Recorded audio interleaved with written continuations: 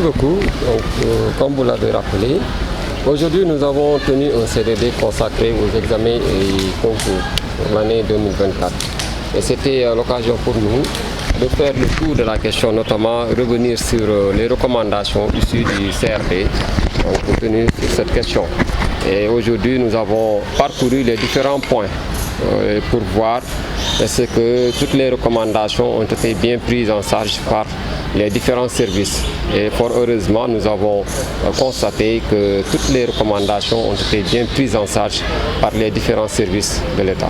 Oui, donc, deux points d'attention ont été traités, notamment les centres d'examen qui se trouvent dans des zones inondables et la sécurisation des centres.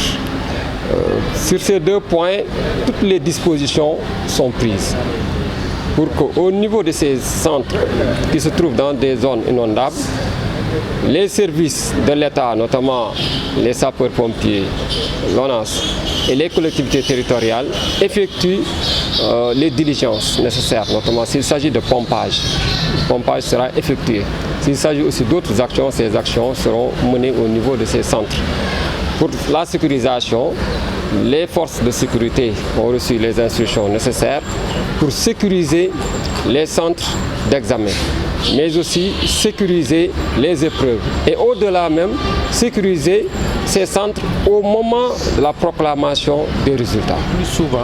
Le plus souvent, nous ne nous contenterons pas uniquement de fixer les élèves dans leurs écoles. Par exemple, pour le bac, même les écoles élémentaires abritent des jurys. Pour le BFM aussi, nous mettons à contribution les lycées. Je n'oublie pas aussi les écoles privées. Donc le système étant aussi bien écoles privées, élémentaires, moyennes, secondaires, nous essayons de mobiliser tout ce qui est mobilisable pour pouvoir caser tous nos élèves.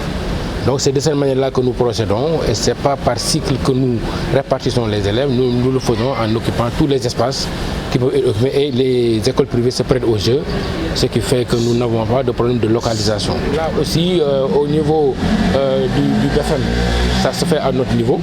Au niveau du baccalauréat, c'est depuis l'office du baccalauréat.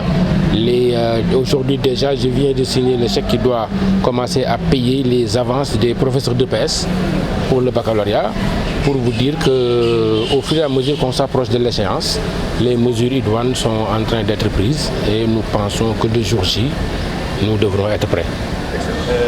Implique directement le conseil départemental. Et vraiment, nous sommes en phase avec l'éducation qui est au cœur de nos soucis pour aider nos enfants à réussir dans ces examens.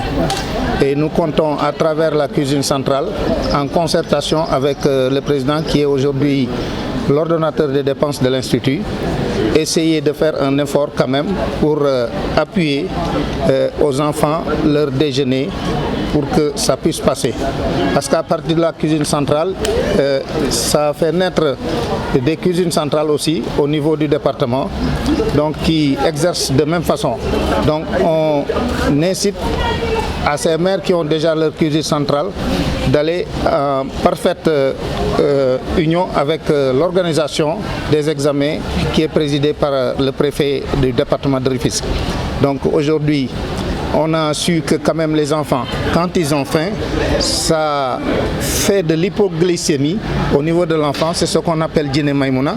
Et on a trouvé que depuis qu'on a commencé à servir aux enfants à manger, il y a un taux de réussite extraordinaire au niveau du département. Donc nous sommes en phase pour leur aider et essayer de participer à l'organisation dans un maillage territorial complet, étant le responsable du département. Bon, le retard des candidats, le préfet a répondu. Ça, c'est l'organisation, c'est renvoyé à l'organisation de l'APE. Aussi, il faut qu'ils participent, qu'ils donnent aussi un minimum pour déplacer leurs enfants parce que les instituts ont déjà payé pour leur manger et pour leur mettre à l'aise. Donc aussi, on appelle à l'APE de donner une participation parce que c'est de court transport qui ne coûte rien. Donc on les invite à y participer parce que c'est une organisation commune. Voilà.